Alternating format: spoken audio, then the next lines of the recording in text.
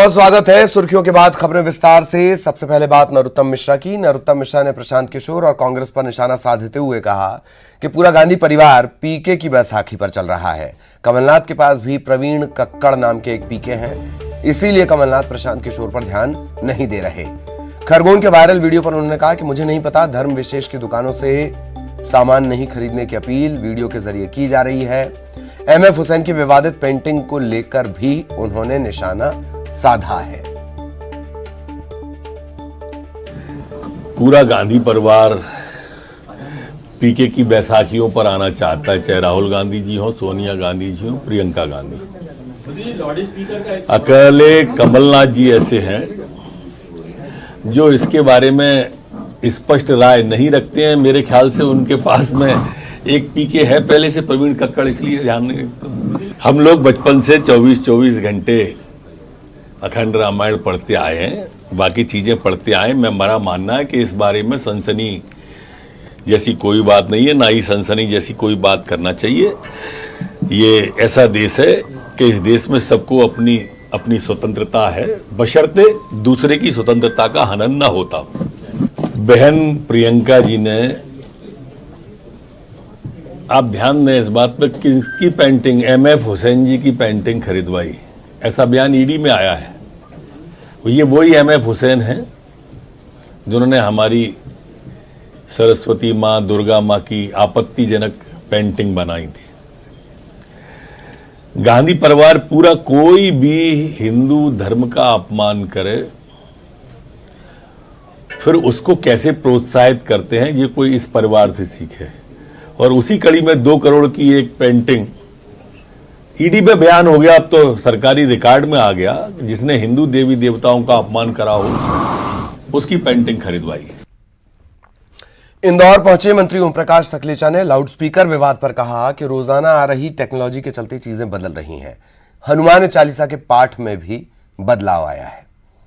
5 बार पहले लाउडस्पीकर तो हनुमान चालीसा नहीं पढ़ते थे, अब नई मुहिम शुरू हुई है। कई चीजें नहीं होती है, रोज टेक्नोलॉजी बदल रही है, रोज विषय बदल रहे हैं, रोज आपके कपड़ों के कलर बदल रहे हैं, डिजाइन बदल रही है, आपकी बालों की स्टाइल बदल रही है। तो फिर अगर आदमी उसमें भी स्टाइल बदल रहा है तो क्या दिक्कत है, क्या प्रॉब्लम है?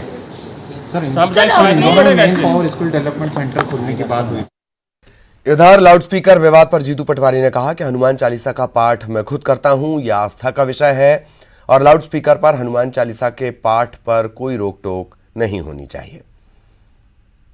कोई बुरी बात नहीं कि लाउड स्पीकर पे हनुमान चालीसा का पाठ हो, मेरी बात सुनो, कोई जरूरी नहीं। पर ये कहना ऐसा होगा तो ऐसा करेंगे, ये नहीं। ये हनुमान चालीसा इसलिए पढ़ी जाती है कि आपका, मेरा, समाज का, संसार का भला हो, बजरंगबली सब पे आशीर्वाद रखें, मानव पे रखें, सृष्टि पे रखें।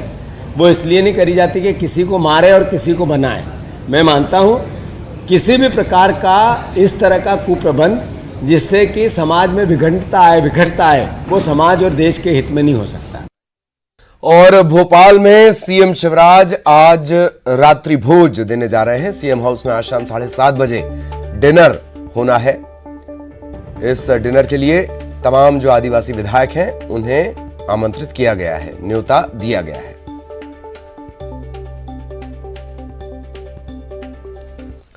और सीएम हाउस में आदिवासी विधायकों के साथ सीएम शिवराज के डिनर पर नरोत्तम मिश्रा ने कहा कि विकास के लिए सीएम हमेशा ऐसी बैठक करते हैं, हम सबको मिलाकर चलने वाली पार्टी है। और कल की बात नहीं है, सर्वांगीण सोच लेकर हमारे नेता माननीय शिवराज सिंह जी चलते हैं और वो सदैव सभी के साथ बैठते रहते हैं। उसी क्रम में विधायकों के साथ बैठ रहे हैं, इसको किसी वर्ग विशेष से क्यों जोड़ते हो? हमारी पार्टी वसुधैव कुटुंबकम के सिद्धांत को प्रतिपादित करने वाली पार्टी है। ये वही पार्टी है जिसके सर्वोच्च नेता सबका साथ, सबका विकास, सबका विश्वास की बात करते। इधर सीएम शिवराज की डिनर पॉलिटिक्स पर कांग्रेस का कहना है कि सरकार आदिवासियों को धोखा देना अब बंद करे। पहले हमारी पार्टी में डिनर था, कितनी तकलीफ हो रही थी। नरोत्तम जी कुलांचे भर भर के बयान दे रहे थे, अपने डिनर पे बयान नहीं आया। जरा दें बयान कि किस लिए हो रहा है डिनर, क्यों डरे हुए हो, आदिवासियों को क्यों जो है फुसलाने की कोशिश कर रहे हो। ये जो है, जिन लोगों का खाने में विश्वास है वो लोग पीके को ऐसे ही गाली देते हैं, क्योंकि आप खा के हैं, वो पी के है। ये समस्या है इनके साथ। और इन्हें इस बात का जवाब देना चाहिए कि अगर पीके बैसाखी है तो मोदी जी ने बैसाखी क्यों लगाई थी 2014 में। और मध्य प्रदेश के वित्त मंत्री जगदीश देवड़ा का तलवार घुमाते हुए एक वीडियो वायरल हो रहा है। जगदीश देवड़ा एक पारंगत अखाड़े के खिलाड़ी की तरह तलवार घुमा रहे हैं। उनकी तलवार की कला ऐसी है कि सबको दांतों तले उंगली दबाने पर मजबूर वो कर देते हैं। मंदसौर के बंजारी बालाजी पर आयोजित दुर्गा वाहिनी के कार्यक्रम में जगदीश देवड़ा बतौर मुख्य अतिथि पहुंचे हुए थे। मंत्री वहां पहुंचे तो दुर्गा वाहिनी की बहनों ने उनसे आग्रह किया कि वो तलवार घुमाकर अपना हुनर दिखाएं, और फिर जगदीश देवड़ा ने ऐसी तलवार घुमाई कि सब देखते रह गए। तो किसी पारंगत खिलाड़ी की तरह, मंझे हुए तलवारबाज की तरह वित्त मंत्री जगदीश देवड़ा को आप देख रहे हैं। हालांकि सूबे के पूरे आर्थिक लेखे जोखे की जिम्मेदारी उन पर रहती है। इसी कुशलता से उनके हाथ बजट पर चलते हैं और उसी कुशलता से तलवार पर भी उनके हाथ चल सकते हैं। ये इस वायरल वीडियो के बाद साफ हुआ है। दुर्गा वाहिनी के कार्यक्रम में शामिल होने पहुंचे थे। दुर्गा वाहिनी के सदस्यों ने कहा कि कुछ तलवार चलाकर दिखाइए, और उसके बाद वित्त मंत्री के अंदर का मंझा हुआ तलवारबाज बाहर आया। और फिर देखिए, मंदसौर का यह पूरा मामला है और वित्त मंत्री जगदीश देवड़ा तलवार घुमाते हुए इसमें नजर आ रहे हैं, तलवार चलाते हुए नजर आ रहे हैं। नरेंद्र धनोतिया हमारे साथ जुड़े हुए हैं। नरेंद्र, लग ही नहीं रहा कि जो हाथ इतनी कुशलता से बजट बनाते हैं वही हाथ तलवारबाजी पर भी इतने सुघड़ हैं। जी बिल्कुल ललित जी, कहना चाहूंगा कि जगदीश देवड़ा राष्ट्रीय स्वयंसेवक संघ आरएसएस के पुराने खिलाड़ी रहे हैं और कई अखाड़ों में भी इन्होंने पहले प्रशिक्षण लिया है। और ये पहला मौका नहीं है कि जगदीश देवड़ा तलवारबाजी करते हुए वीडियो इनका वायरल हुआ है। इसके पहले भी कई जो धार्मिक उत्सव के अखाड़े निकलते हैं उसमें तलवारबाजी करके हाथ आजमा चुके हैं। और ये दुर्गा वाहिनी का प्रशिक्षण कार्यक्रम यहाँ पर बंजारी बालाजी पर चल रहा था। बतौर गेस्ट से इनको वहां पर बुलाया गया था और जब इनसे आग्रह किया कि आप भी तलवार पर हाथ आजमाइए, तो जगदीश देवड़ा ने पुराने परंपरागत खिलाड़ी की तरह तलवारबाजी में हाथ आजमाया। और आपने सही कहा कि जो हाथ बजट लिखने के काम आते हैं, मध्य प्रदेश का बजट लिखते हैं, वही हाथ तलवार चलाना भी जानते हैं। और यही खूबी जगदीश देवड़ा की है कि वो अखाड़ों में जाकर के खिलाड़ियों का उत्साहवर्धन भी करते हैं और पुराने खिलाड़ी की तरह, एक पारंगत खिलाड़ी की तरह अखाड़ों के जो अस्त्र शस्त्र है वो भी अच्छी तरह से चला लेते हैं। लेकिन इस उम्र के इस पड़ाव में उनका ये हुनर और उनकी तलवार पर जो पकड़ है वो दिखाती है कि अभ्यास भी, वो अपने शरीर को लचीला बनाए रखने का अभ्यास भी रोजाना करते हैं। और वाकई हर कोई हैरान है, ये अगल बगल जो लोग खड़े हैं वो भी हैरानी से देख रहे हैं। नरेंद्र जी जी बिल्कुल, उनकी तलवारबाजी और इस तरह के जो वो खिलाड़ियों की हौसला अफजाई करते हैं वो उसको लेकर के लोग दंग रह जाते हैं। और अभी थोड़े दिन पहले ही हमने चलाई थी जगदीश देवड़ा की, जिसमें कबड्डी के मैच में एक वो पारंगत खिलाड़ी की तरह कबड्डी की दौड़ उन्होंने लगाई और कई खिलाड़ियों को आउट करते हुए वापस आ गए थे। तो ये पुराने खिलाड़ियों का इनका जो पुराने दिन थे, जिस समय ये आरएसएस की शाखा में जाते थे। और आरएसएस में भी बताना चाहूंगा कि तृतीय वर्ष शिक्षित ये है, नागपुर तक इनका प्रशिक्षण हुआ है। तो एक इनमें पुराना हुनर है और कई अखाड़ों में पहले इन्होंने हाथ आजमाया। इसी कारण ये आज भी वो कला भूले नहीं है। चाहे बड़े मंत्री बन गए, प्रदेश के वित्त मंत्री बन गए हैं, फिर भी इस कला, इस हुनर को इन्होंने जीवित रखा है। और आज भी कहीं भी जाते हैं तो खिलाड़ियों को हौसला जरूर बढ़ते हैं। बिल्कुल बिल्कुल बिल्कुल, बहुत बहुत शुक्रिया नरेंद्र तमाम जानकारी के लिए। हुनर होना और उस हुनर को हमेशा बरकरार रखना, ये इन तस्वीरों के जरिए आप सीख सकते हैं, वीडियो के जरिए आप सीख सकते हैं। और अब सतना से बड़ी खबर, पैसों के लेन देन को लेकर जमकर हुई है मारपीट। खुलेआम गुंडागर्दी का एक वीडियो सामने आया है। एक युवक के साथ 6 लोग मारपीट करते इस वीडियो में नजर आ रहे हैं। शुरुआती जांच में लेन देन का यह मामला है और किसी और व्यक्ति ने वीडियो बनाया, वीडियो बनाकर वायरल कर दिया। युवा कांग्रेस के कार्यकर्ताओं पर मारपीट के आरोप लग रहे हैं। पन्नीलाल चौक की ये पूरी घटना है। वीडियो के वायरल होने के बाद अब पुलिस इस मामले की पड़ताल में जुटी हुई है।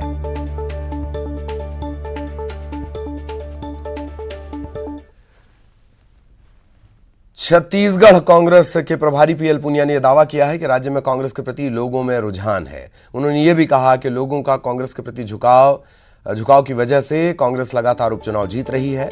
पुनिया ने चेतावनी देते हुए कहा कि निष्क्रिय पदाधिकारियों की संगठन से छुट्टी होगी। कांग्रेस के प्रदेश प्रभारी से सहयोगी अशरफ ने बातचीत की। पीएल पुनिया मेरे साथ है। सर, आप कल ही छत्तीसगढ़ से लौटे हैं, 2 दिन रहे, वहाँ पे माहौल कैसा है, क्योंकि अब 2023 में चुनाव भी है?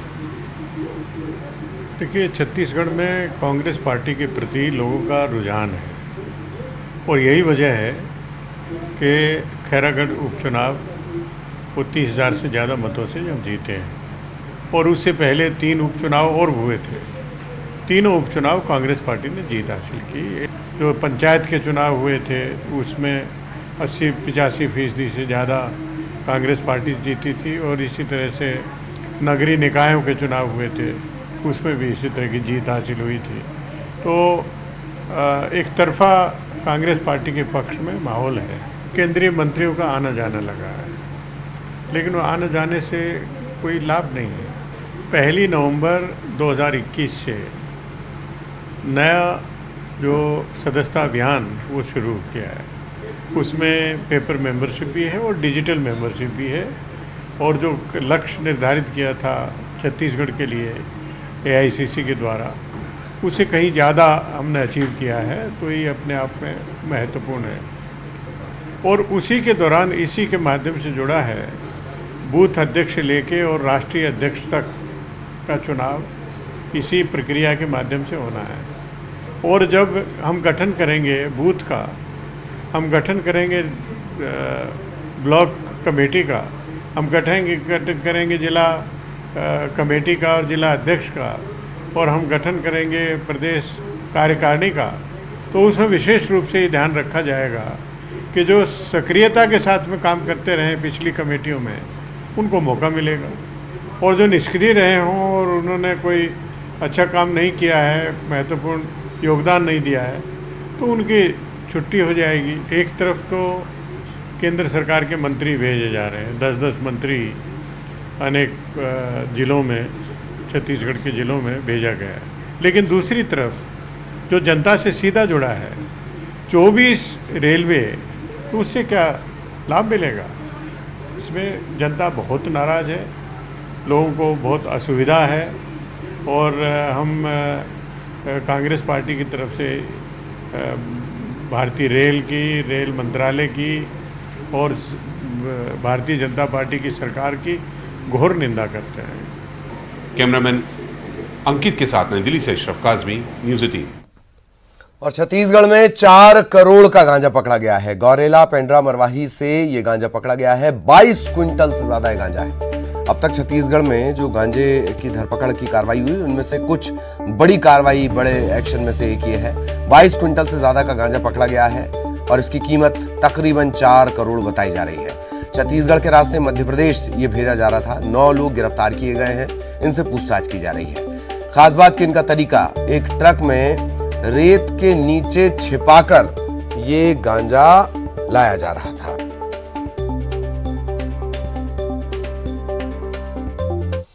जबलपुर के लाडगंज थाना अंतर्गत रानीताल चौक पर उस वक्त हड़कंप मच गया जब एक लड़की चलते हुए ऑटो से कूदकर सड़क पर गिरी। लड़की जोर जोर से खुद को बचाने की गुहार लगा रही थी। ऑटो चालक पर जबरन साथ ले जाने के आरोप लगा रही थी। स्थानीय लोगों ने लड़की को अपनी सुरक्षा में लिया, ऑटो चालक को जमकर पीटा। इसका कहना है, लड़की का ये कहना है कि वो यादव कॉलोनी जाने के लिए ऑटो में सवार हुई, लेकिन ऑटो वाला उसे कहीं और ले जाने की कोशिश कर रहा था।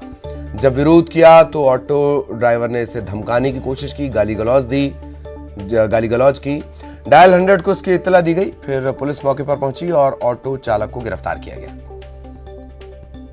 वो अंकल नहीं रोक रहे थे, इस साइड ले जा रहे, फिर बीच में ट्रक आ गया, तो इसके बाद फिर यहाँ से सीधी यहाँ ले जाने लगे। उसके बाद फिर मैं रोकने के लिए बोली तो उतरी की चिल्लाएगी तो मारूंगा करके बोले थे, तो मैं उधर से उधर से कूद गई। ले जा रहे थे लड़की को, कहाँ ले जा रहे थे? लेके आएंगे अपन पैसेंजर बोली हमें क्या मालूम कि वो कहाँ घूम रही। तुमने ऑटो में बिठाया था उसको? बोलने बोली कि हम लेके जाएंगे, हमें सौले कि हम घुमाने के लिए। जबरदस्ती कर रहा था लड़की को उतरने में, दम दे रहा था, गाली दे रहे थे, धमकी दे रहे थे लड़की को। दम नहीं है। तो चालक शराब के नशे में बड़ी तेज़ गति से अपना ऑटो चलाता हुआ पाया गया है और उसमें बैठी एक महिला सवारी ने इस संबंध में रिपोर्ट भी की है। उसकी रिपोर्ट में हम कानून सम्मत कार्रवाई कर रहे हैं। ऑटो चालक का मेडिकल हमने कराया गया। और दमोह में कंकाली माई चौराहे के पास चलती कार में आग लग गई। देखते ही देखते आग बढ़ती चली गई। कार चालक और उसमें बैठे लोगों ने बमुश्किल अपनी जान बचाई। मौके पर पहुंची फायर ब्रिगेड ने कड़ी मशक्कत के बाद आग पर काबू पाया। आग लगने की वजह अब तक साफ नहीं हो पाई है।